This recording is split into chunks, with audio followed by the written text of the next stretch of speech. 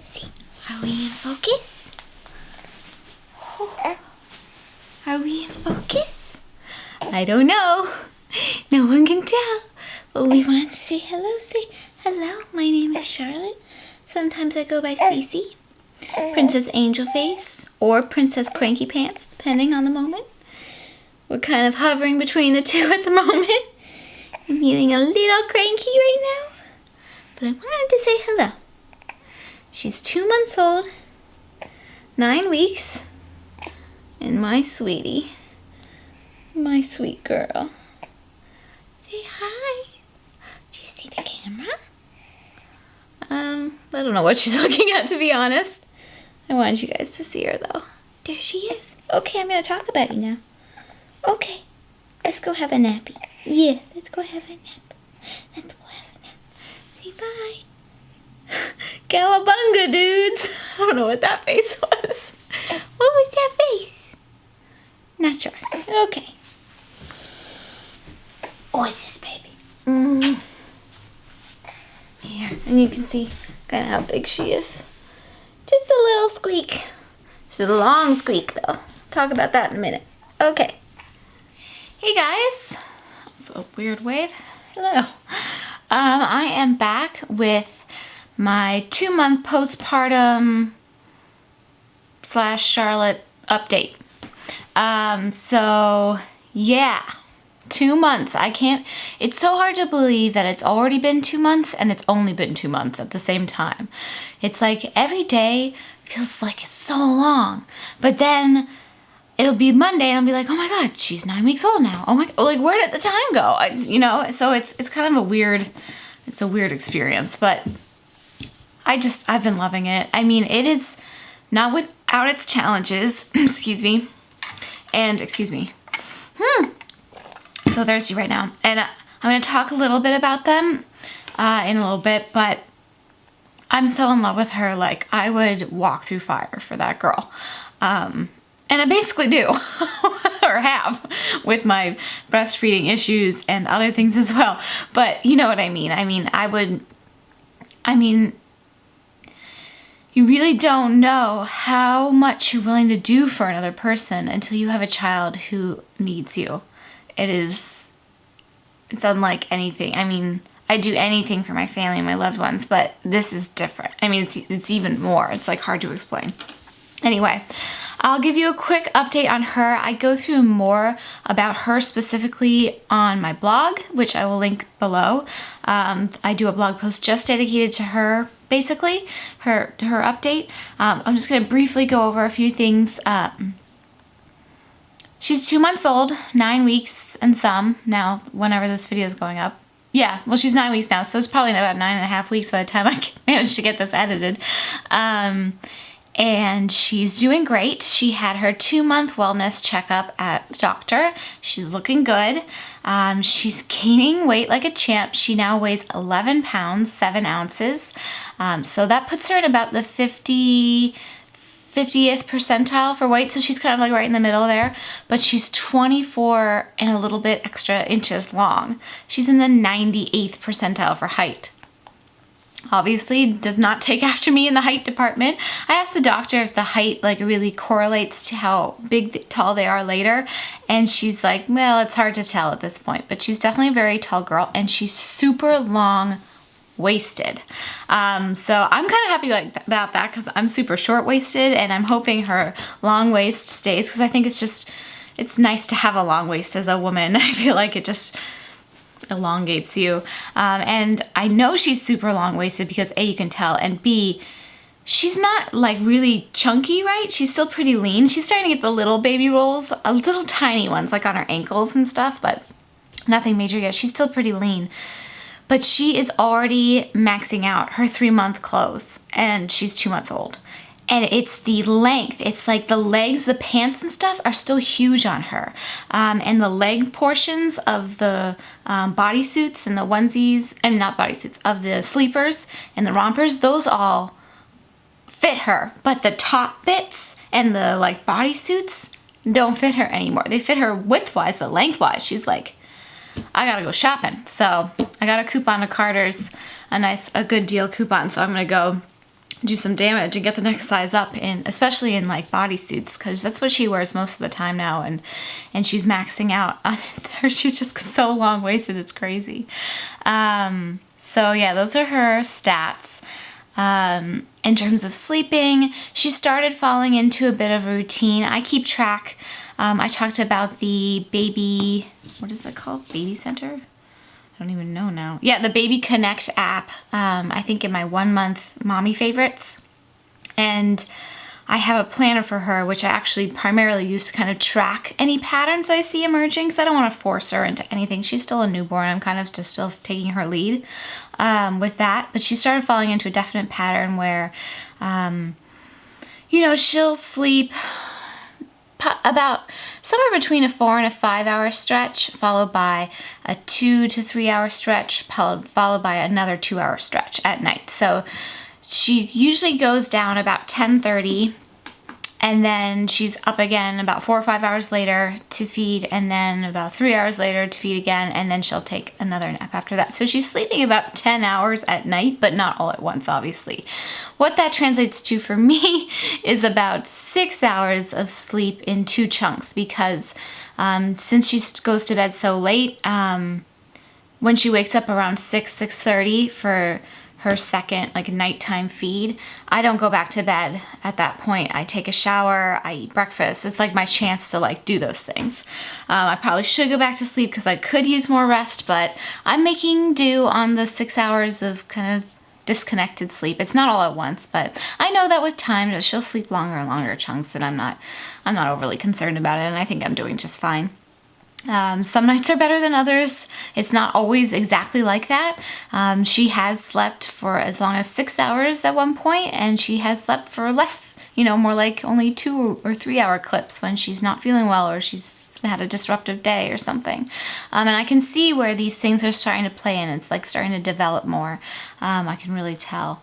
You'll have to excuse me if I keep looking down, but I'm looking at the baby monitor to see if she's stirring. Because she's napping. That's the other thing I started just last week, actually, at 8 weeks old, napping her in her own room. She still naps in the Snugga Bunny, Snugga Puppy thing. Again, that was another favorite from my 1 month update. She has issues with reflux. I'm going to talk about that in a second. And she just sleeps better on an incline, and it's just easy to put her on the incline. I have managed to kind of rig her crib mattress so it's on an incline, but I'm kind of just transitioning her slowly into the crib. So she used to nap wherever I was around the house in her Snugga Puppy. Now she's napping consistently in her room in the Snugga Puppy, and eventually I will transfer her into the crib on an incline. But it just helps them with, if they have acid reflux, with that, to sleep better. One thing at a time, doing baby steps. She took to napping in her room really well, like had no issue with that, went to it right away. And I've started also putting her down when drowsy and not when fully asleep, and 8 times out of 10, she's able to fall asleep on her own without me soothing her to sleep. I do things before she goes to sleep to soothe her, like bouncing and rocking and all that, but I put her down when she's drowsy. So it's kind of, we're building up to like kind of good sleep behaviors, I suppose. I don't know. I'm just doing things that feel natural to me right now. She naps. She only naps maybe like 3 or 4 times a day. She'll do like one kind of longer nap in the morning, and maybe like an hour and a half maybe. And then she'll do the rest of the day like 30 to 50 minute naps. Sometimes she'll give me a longer one in the afternoon too. She's been dealing with a lot of other things, which has affected her sleep, but in the last week or especially, I've seen a lot of progress in her just being able to sleep better, and I'm going to talk about that in a second. In terms of playtime, I think, you can tell things about your children's personalities pretty young, I think. I said pretty like 1,000 times there. Sorry for the stutter. She's a sensitive girl. I think she's pretty sensitive, like her mama. She gets overwhelmed and overstimulated really easily. 1 minute, something will totally delight her. For example, we have the ceiling fan in the family room, which she has this love-hate relationship with it. And she like looks at it and she'll smile and she'll laugh and she'll have this whole conversation with it. And then she'll turn on a dime and she'll start looking at it like this. and she'll get all suspicious, and then she'll get upset. So we're kind of building up playtime tolerance, I would say, because she does get overstimulated really fast.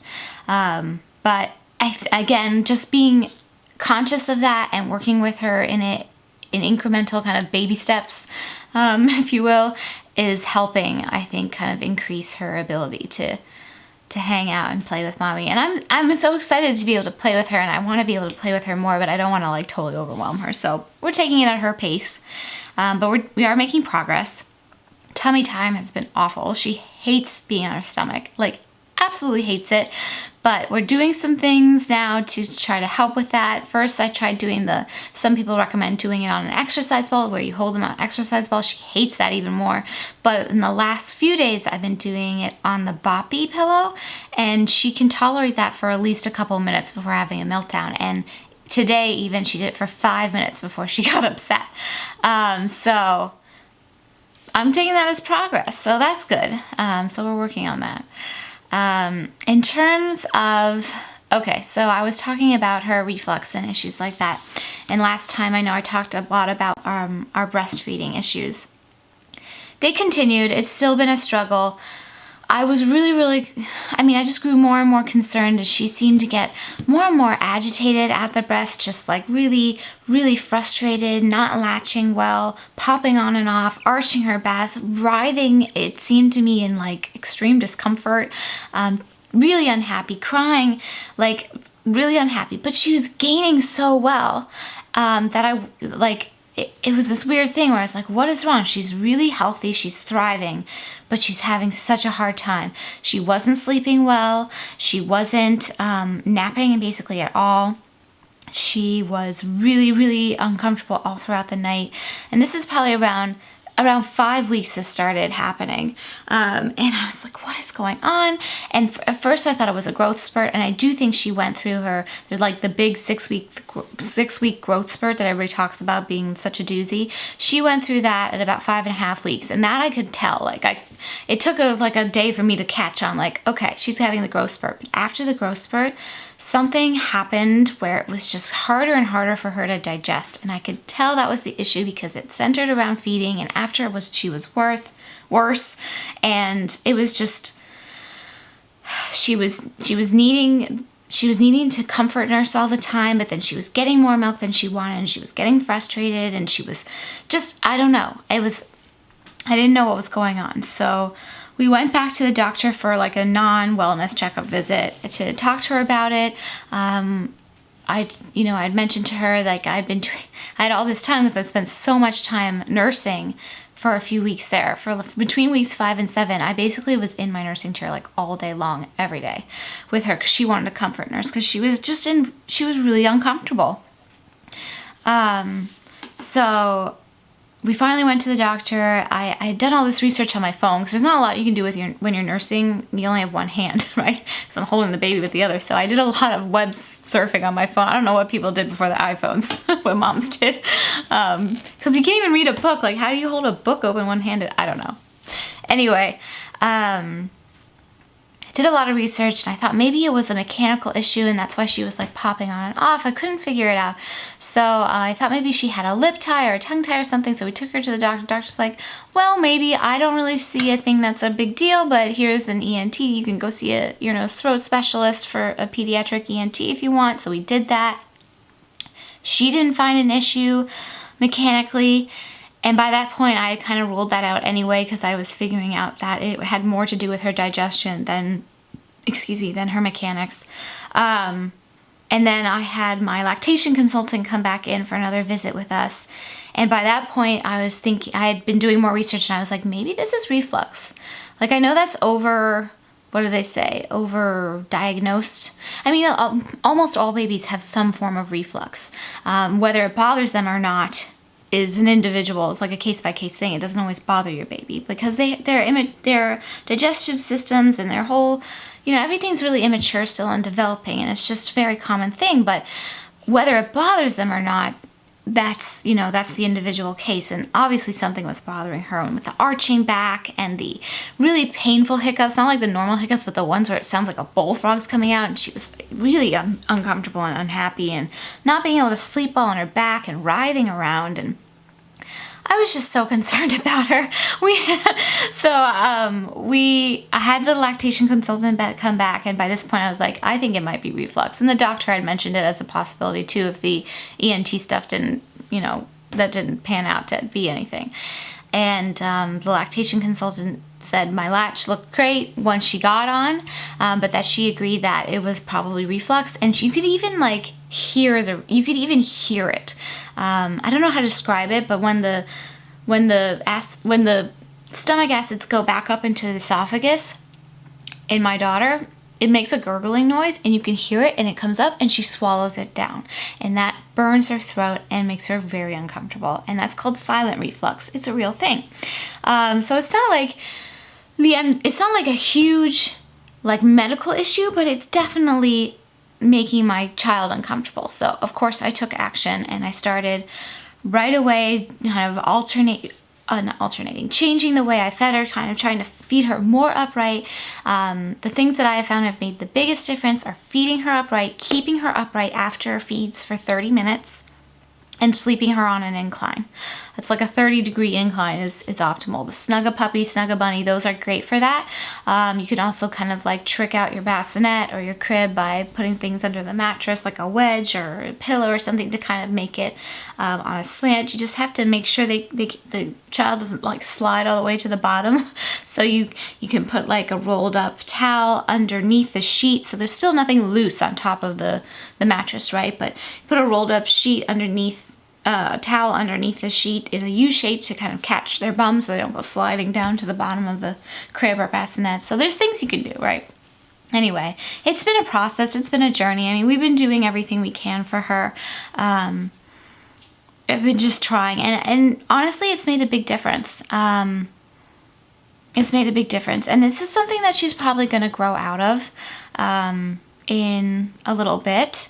The doctor did put her on a low dose of Zantac, which is a well-tested and a long-standing antacid. Antacid, isn't it? No, it's like what does it do? It just makes the stomach produce less acid.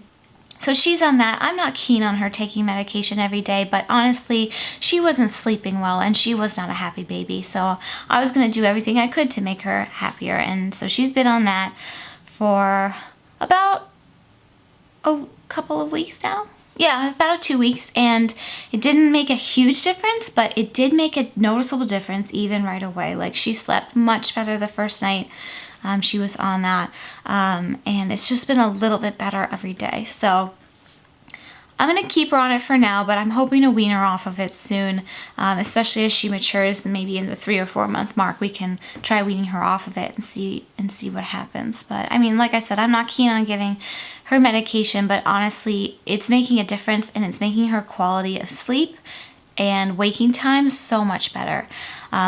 I don't mind sitting in the chair and nursing her all day. I don't mind not sleeping for her, but I do mind when she's not comfortable and not enjoying life, you know? So anyway, there's my bit about that. So that's been the one issue with the breastfeeding. The other issue with the breastfeeding is this thrush. I finally figured out that I have thrush, and that was the main.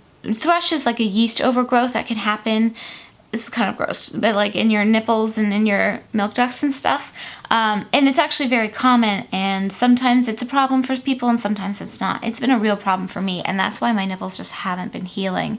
Now that we've kind of gotten the acid reflux with her under control and she's no longer having issues feeding, like she's feeding fine now. She doesn't writhe or, you know, jump off and on me as much anymore. Or she only does that every once in a while. But my nipples weren't healing, and they still aren't, and it's been a long journey. So I saw my doctor at the 6-week post-op point, and she prescribed antifungal. That's a 3-week course. I'm just finishing that. I also put myself, I had already given up dairy and some other things probably around the 5-week mark when I noticed Cece starting to have more digestive issues. So I was already kind of on a restricted diet. I put myself on the Candida diet as soon as I went on that medication because I was like, I need to nip this in the bud. And it's a pretty restrictive diet. I've done it before. It's a bit of a challenge. Honestly, I really don't care. My primary concern is her.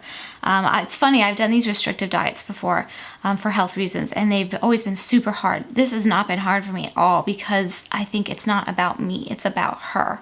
And I just want to protect our like breastfeeding relationship, and to do that, I need to have my nipples be healthy. I'm sorry, this is TMI. I'm like going into a lot of detail here, but that's just how I roll.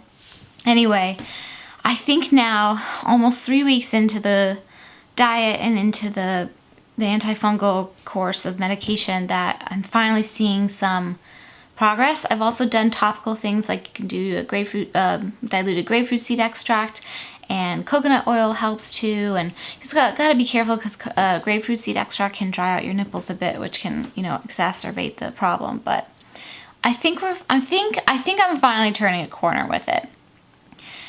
I also think that I've just gotten so used to it being painful that it's not as, like, awful anymore. I don't know. That's terrible. I mean, that sounds awful.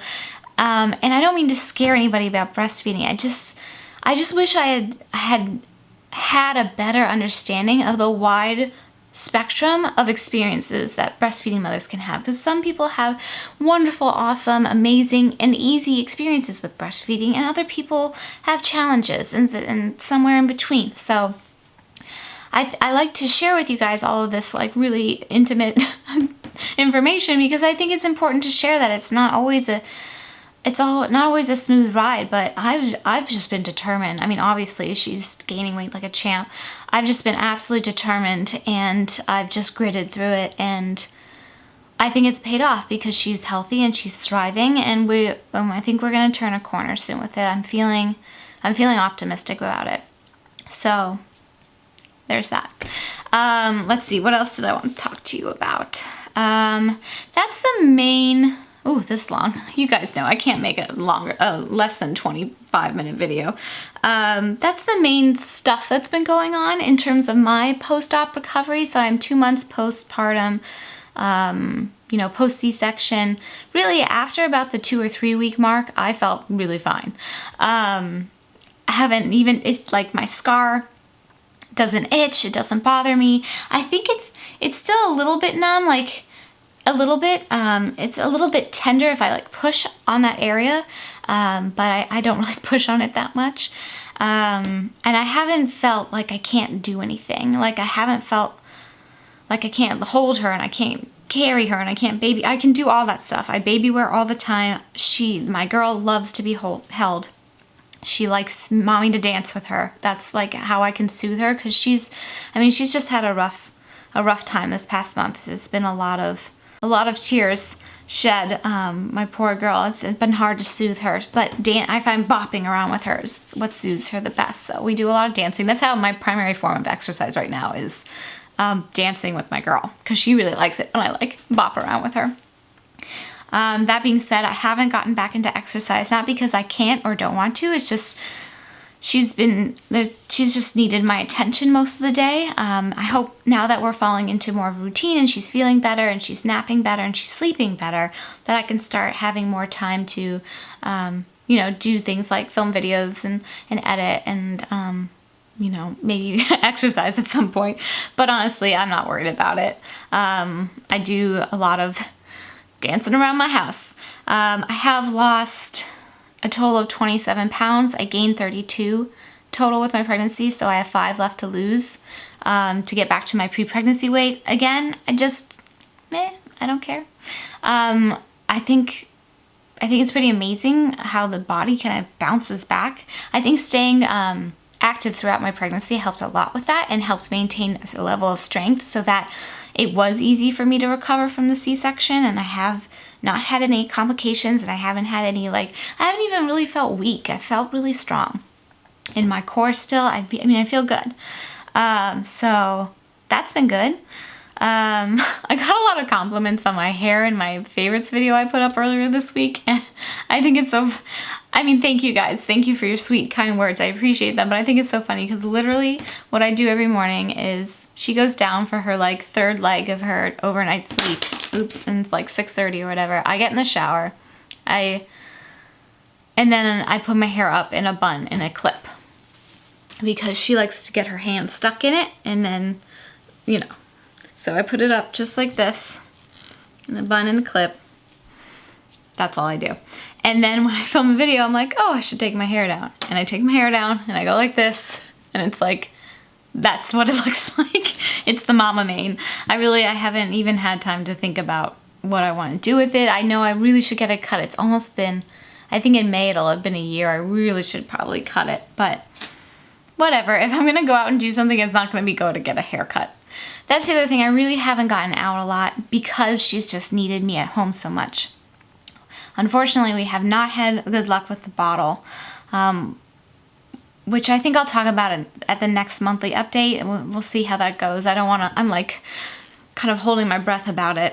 So I'm working on it a little bit every day with her. She really loves her mama, and she really loves her mama's breasts. So we're working on it, because I mean, it's not like I would need to bottle feed her all the time. It would just be nice to have that option, you know, to be able to go out and be like, and not panic about not being able to get home to her if I can't have her with me, or not feel comfortable breastfeeding in public or whatever. So anyway, we're working on that. I'll report back on that next month. Hopefully I'll have good news to share, but if not, it's fine. Like, I'm happy to, whatever. She's number one. She's my number one priority. Anyway, this was really long, and I feel like it was all over the place, but my brain's this is kind of very indicative of my brain status lately. It's just, I'm all over the place. I'm all over the board. Despite these challenges, and there have been times where I've gotten overwhelmed, and I have, you know, just needed to have a good cry, and then I feel better. And I'm not a crier. I really don't cry very often. I don't like crying. And I have cried.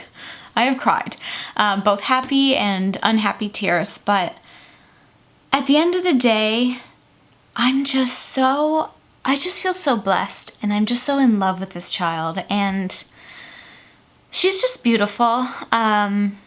She's a perfect angel. And I just want her to be happy and healthy. I'm like getting worked up thinking about it here.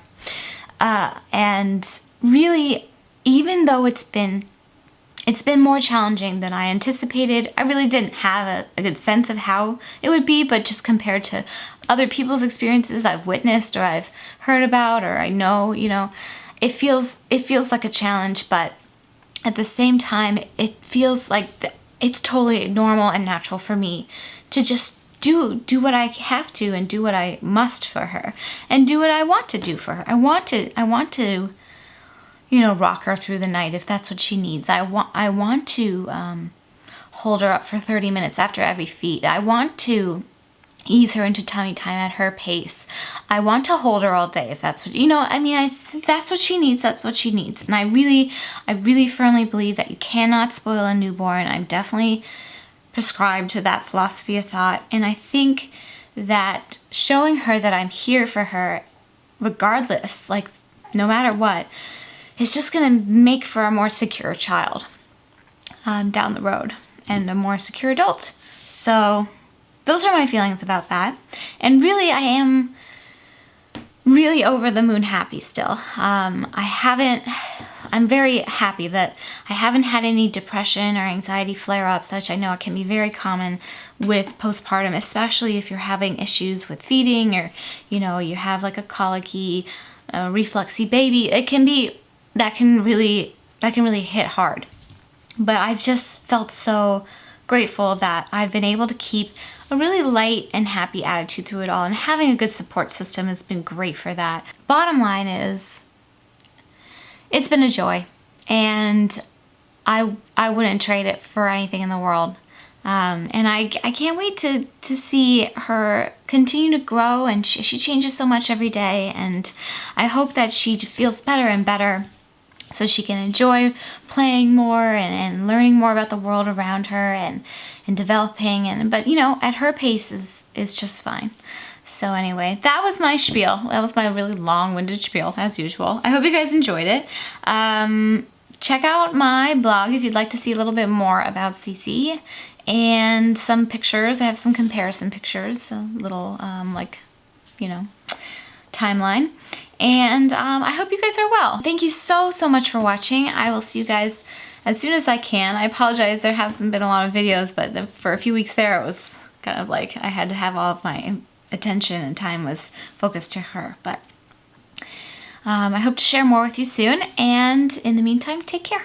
Bye.